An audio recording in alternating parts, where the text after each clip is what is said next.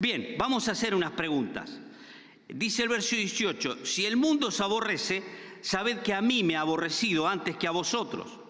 Note esto, si fuerais del mundo, el mundo amaría lo suyo. Ahora, ¿el mundo ama lo suyo? Claro que sí. Fíjese cuando murió Michael Jackson. El ataúd lo envolvieron en oro. Multitudes a su velorio. Cuando muere un líder político, multitudes. El mundo ama sus líderes, musicales, políticos, religiosos. Ahora, vamos a hacer algunas preguntas para comprender este texto, este párrafo. La primera pregunta, ¿a quién le habla Jesús? Acuérdense que lo venimos diciendo, capítulo 13, 14, 15, 16, el 17 inclusive es todo un discurso dado de despedida de Cristo. Estamos en una reunión íntima a sus discípulos. Preguntamos, ¿a quién está hablando Jesús? Respondemos, a sus discípulos. De vuelta, ¿a quién está hablando Jesús? A sus discípulos. ¿Cómo sabemos esto? Fíjese, verso 19, si fuerais del mundo, el mundo amaría lo suyo, pero porque no soy del mundo, antes yo os elegí del mundo, por eso el mundo os aborrece. El Señor Jesucristo está hablando a los apóstoles y les está diciendo, yo les elegí del mundo. Hay gente que toma textos y habla de la elección. Cuando uno lee Lucas 6:12, dice que Jesús se fue al monte solo, pasó la noche orando y llamó así a los que Él quiso. ¿A quién elige Cristo? A los apóstoles para una misión específica, pero elige a los que creen en Él. No elige a impíos, no elige a inconversos. Elige a los que Él sabe que van a creer en Él. ¿Correcto? Elegidos según la presciencia de Dios. Conocimiento anticipado, escribe Pablo, el apóstol Pedro. ¿Cómo es eso?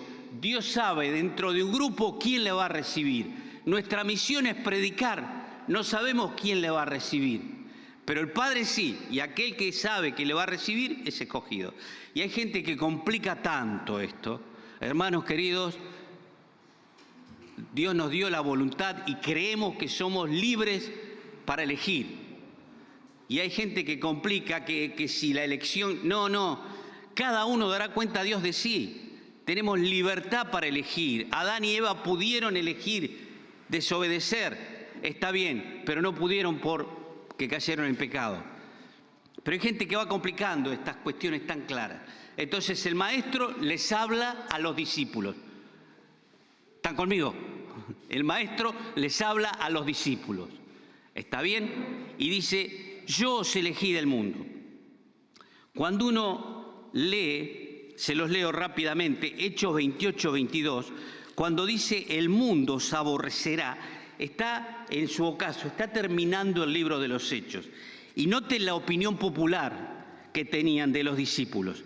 Pero querríamos oír de ti, de lo que piensas, porque de esta secta, la secta de los nazarenos, de los que seguían a Cristo, también se les llamaba los del camino, porque Cristo dijo, yo soy el camino, la verdad. Entonces decían, los del camino, los de esta secta, la palabra secta es sequor, partir, sigma, división. O sea, salieron del status quo, salieron de la religión oficial, salieron y siguen a aquel que dijo yo soy el camino.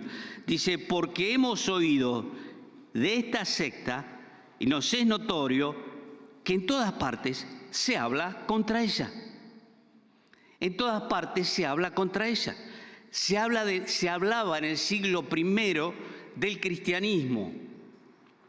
Yo les conté, cuando era chico en casa de papá y mamá, vivíamos en Zárate, se hacían reuniones caseras. Eran techos de chapa y era empezar a cantar, caían los ladrillos, las piedras sobre el techo. Pasan casi 30 años, con Laura nos mudamos a Zárate a Formosa, estamos en el anexo en Simón Bolívar y empezamos a cantar. ¿Y qué pasó? ¡Pah, pah! Empezaban a caer piedras. Entonces, ¿qué pasó? 30 años más tarde los zarateños se mudaron a un anexo en el interior de Formosa. No, el corazón del hombre rechaza a Dios. El corazón del hombre cree que es más sabio que Dios y dice, yo quiero llegar a Dios a mi manera. Mire, haga una simple prueba. Vaya al banco y diga, no voy a hacer la cola, me voy porque quiero hablar con el cajero que me dé porque estoy apurado. Voy. ¿Puede hacerlo? No. Vaya a un hospital y diga, no, quiero entrar ahora al hospital. No puede hacerlo. Vaya a un club y diga, no, voy a entrar. ¿Por qué? No puede entrar, porque hay normas, hay leyes. Sería una anarquía. ¿Usted puede pasar un semáforo en rojo? Sí puede. ¿Debe hacerlo? No debe hacerlo. Pero ¿por qué? ¿Qué función cumplen los semáforos? Establecen orden. Y los semáforos no son tiranos, ponen orden y salvan vidas, porque el orden salva vidas. Ahora, el mundo aborrece a los cristianos porque queremos vivir en orden. Háblele usted de santidad. Dígale a un médico cristiano cómo se ven figurillas cuando otra persona le dice, mira, necesito hacer un trámite mañana, hacemos un certificado, pero ¿estás enfermo? No. ¿Sabe la mala reacción que tienen hacia los médicos? Mira, no pude estudiar, aprobame, un profesor. La mala reacción, todas esas conductas que el ser humano natural quiere evitar, el cristiano las tiene como principios, como realidades afirmadas en su vida. Entonces empecé habiendo una confrontación. Tenemos que pensar, ¿a quién le habla Jesús? Obvio, a sus discípulos. Pero tenemos que pensar, porque menciona, dice, yo os elegí del mundo, y repite la palabra mundo, y la palabra mundo está en distintos lados.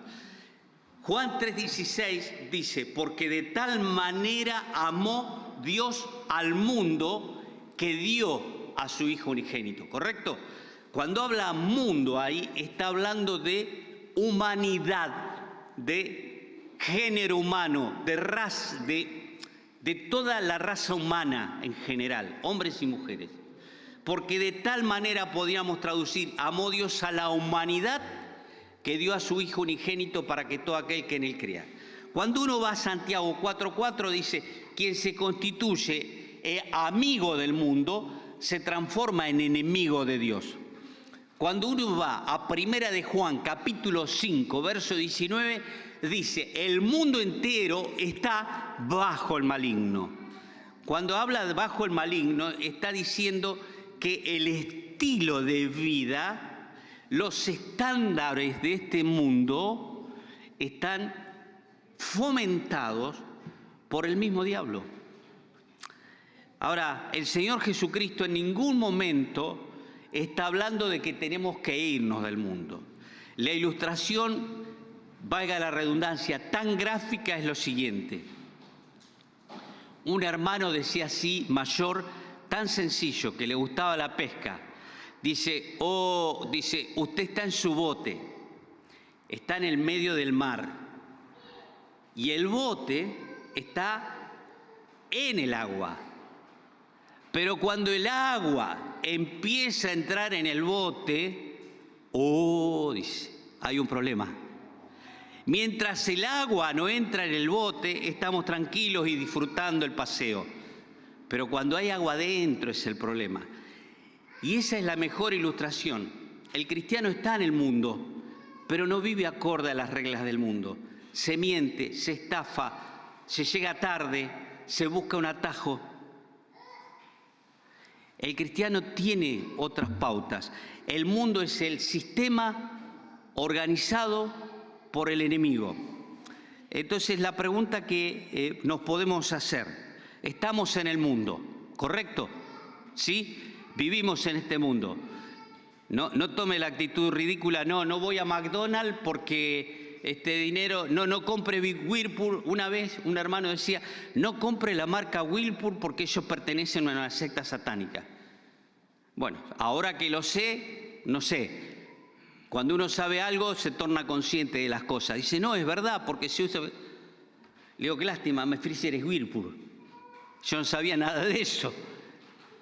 Entonces, no podemos salir del mundo, porque pertenecemos en el mundo. Y Juan 17:17 dice, Padre, no te pido que los quites del mundo, sino que los guardes del mal. El concepto del monje que se va al Himalaya, ¿no es cierto? Se viste de naranjado por el color energético, se va a un monte allá en el Himalaya y estando en el Himalaya se aleja de todas las tentaciones. Pero el problema no es que se va a alejar de las tentaciones, porque Santiago dice, de dentro sale la concupiscencia. Van a venir imágenes, pensamientos, ira, que salen de adentro. El hombre donde esté, lo sigue su pecado. Es algo que tenemos adentro. Y el apóstol Pablo dice, miserable de mí, ¿quién me librará de este cuerpo de muerte? Bien, dice bien clarito, antes yo os elegí del mundo, pero el mundo os aborrece. ¿Sabe que cuando usted, a un famoso predicador, Charles Haddon Spurgeon, un joven le preguntó, ¿cómo tengo que hacer para que mis amistades se alejen de mí? Y este hombre le contesta bien claro. Dice, usted no tiene que hacer nada. Acérquese a Cristo, viva como Cristo, y ellos solo se van a alejar de ti. No es que tenemos que andar alejándonos de los parientes. Hace 2 semanas tuvimos a mi hermana en casa con su cuñado. Disfrutamos un tiempo hermoso, unas 2-3 horas. Es el amor familiar. Dimos testimonio, regalamos una Biblia, pero les amamos, les queremos. Y a su tiempo Dios hará su obra en ellos o no, le dará lugar a Cristo o no, pero no es que debemos andar peleando con los parientes. Es el hecho de vivir a Cristo, y cuando vivimos a Cristo somos atraídos a Él. Dice el Señor, yo os elegí del mundo. 21. Mas todo esto harán a los discípulos por causa de mi nombre, porque no conocen al que me ha enviado. No conocen al que me ha enviado. El hecho de no conocer a alguien que Dios envió, porque no conocer al que lo envió, porque no conocer a Dios, hace que esa persona esté totalmente en ignorancia espiritual. Fíjese lo que piensa el mundo de nosotros, según el apóstol Pedro. 1 Pedro 4:4, para cuando te pase, no te asombres. Eso lo dice el Señor al final. A estos les parece cosa extraña que vosotros no corráis con ello en el mismo desenfreno de disolución y os ultrajan. Os ultrajan, esto es, te cargan, te avergüenzan. Sos bobo, no tenés relaciones sexuales. Sos un aburrido, no tomás. No venís a bailar como nosotros. Todos los que tenemos a Cristo hemos padecido persecución por no seguir el desenfreno de quienes lo tienen.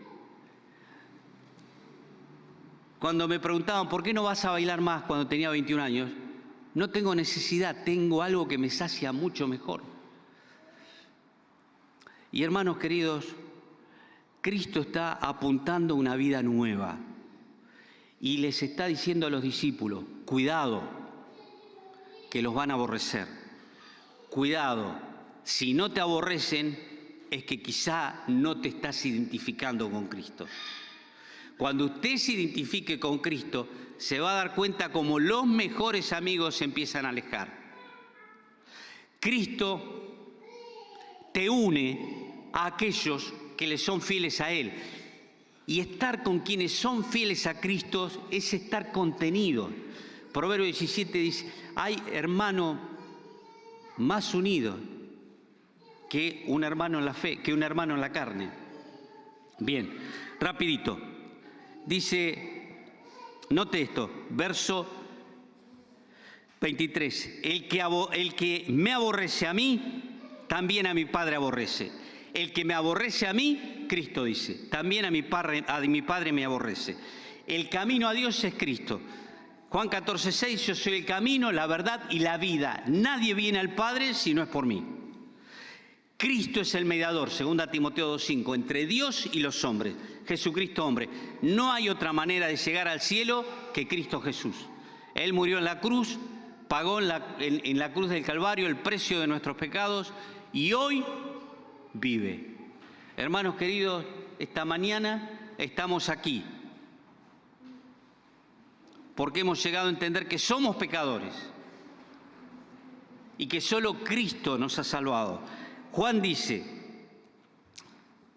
escuche esto, si yo no hubiese hecho entre ellos obras que ningún otro ha hecho, no tendrían pecado. Pero ahora han visto y han aborrecido a mí y a mi Padre. ¿Qué hizo Cristo? Él vino, verso 22, si yo no hubiera venido, ni les hubiera hablado. Jesucristo vino, Jesucristo habló. Es más, cuando lo fueron a prender los alguaciles, dice, ningún hombre ha hablado como este. Seguimos recordando las palabras de Cristo porque son palabras de Dios, porque sacian al corazón en sus anhelos más profundos.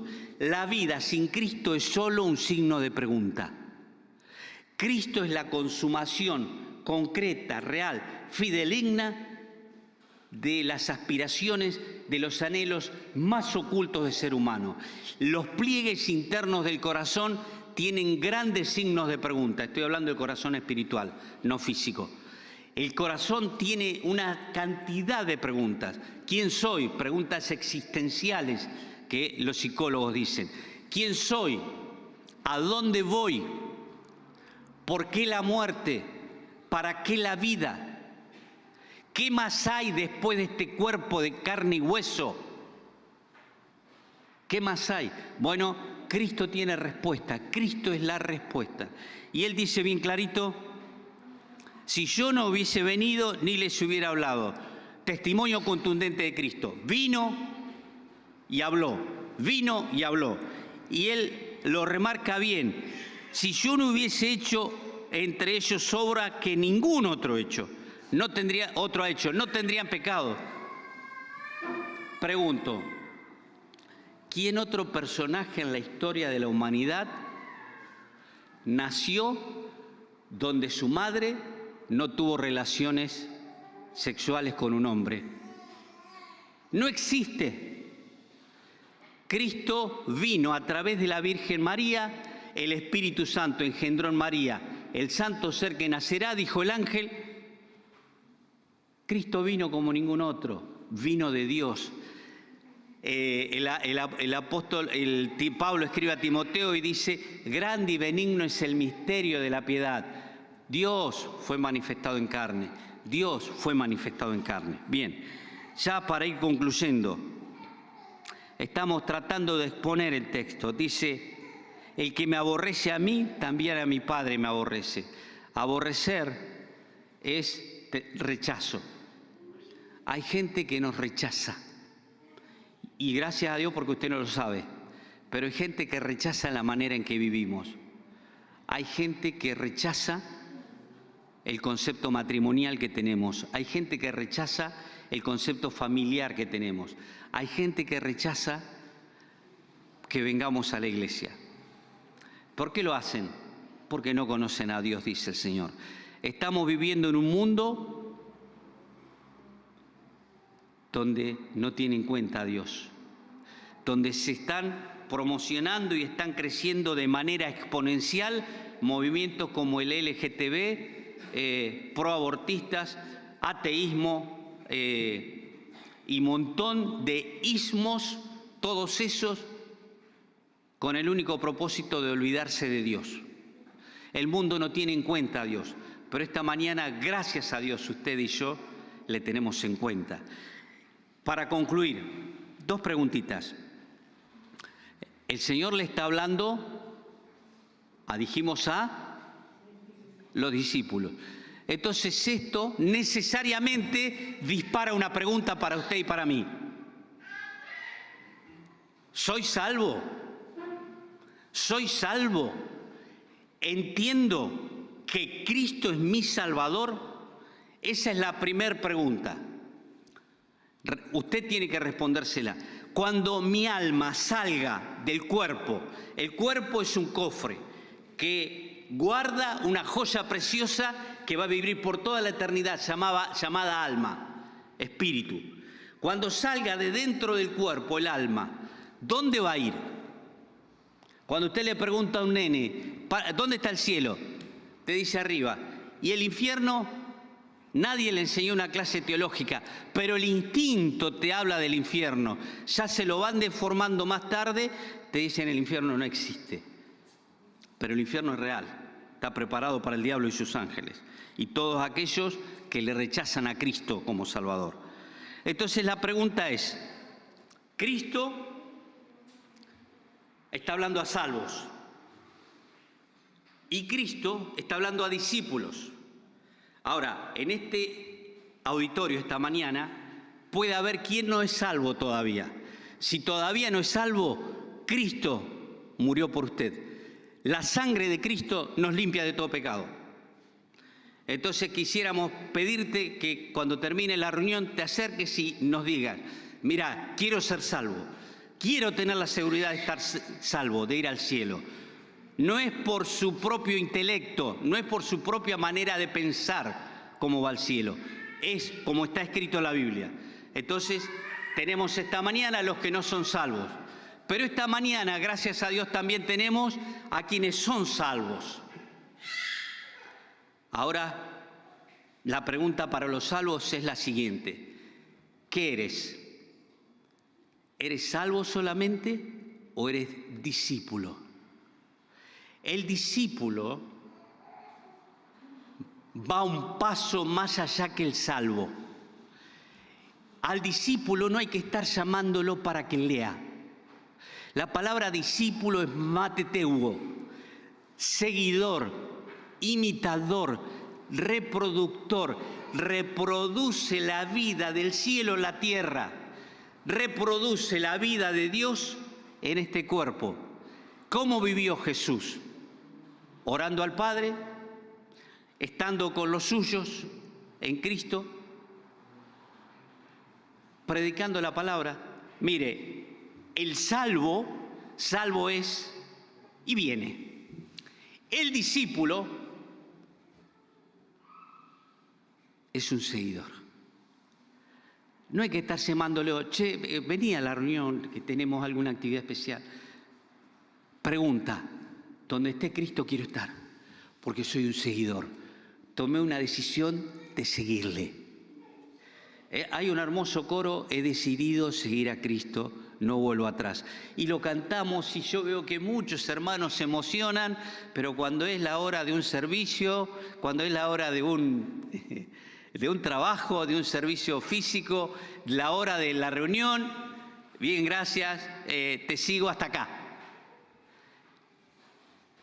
Y la pregunta es, ¿eres salvo? Gloria a Dios. Pero no te quedes con ser salvo. Hay lugar para los discípulos.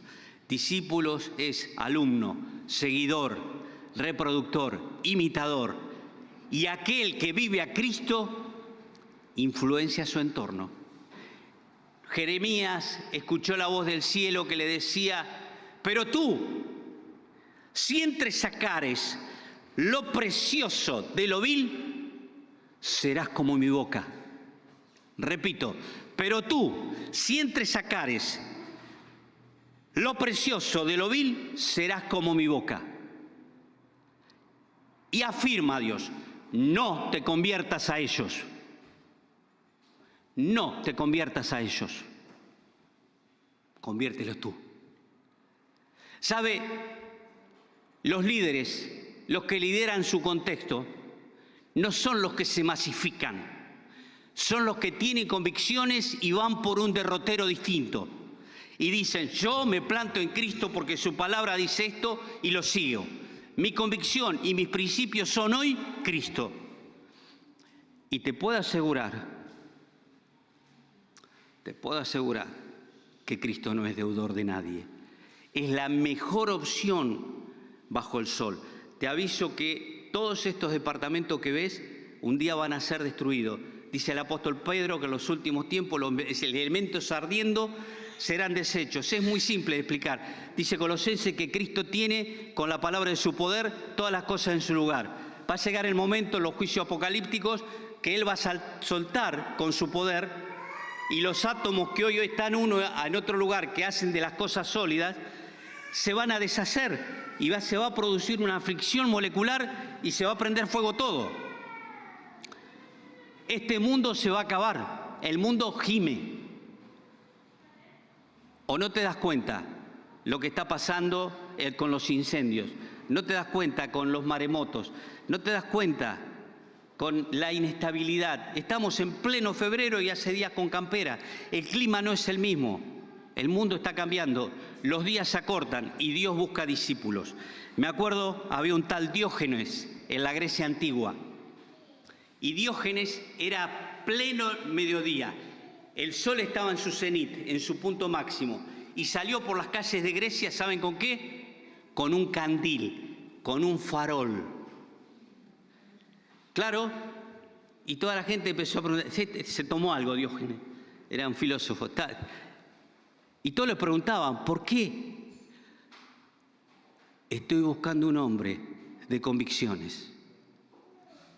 Es una historia, pero es una analogía. Hay que buscarlo con mucha luz. Un hombre de convicciones, una mujer de convicciones. Y las convicciones no son por generación espontánea. Vienen por trabajar tu vida con lectura, con oración y por desear. ¿No anhelas más de Dios? ¿No anhelas vivir una vida que tenga propósito y trascendencia eterna? Pues bien, conviértete en un discípulo. Deja de ser alguien salvo que caliente una silla y empieza a ser alguien que siga a Cristo de cerca. El jueves hablábamos de que Dios mandó 2 espías. 10, podemos decir, fueron salvos, pero 2 fueron discípulos, seguidores.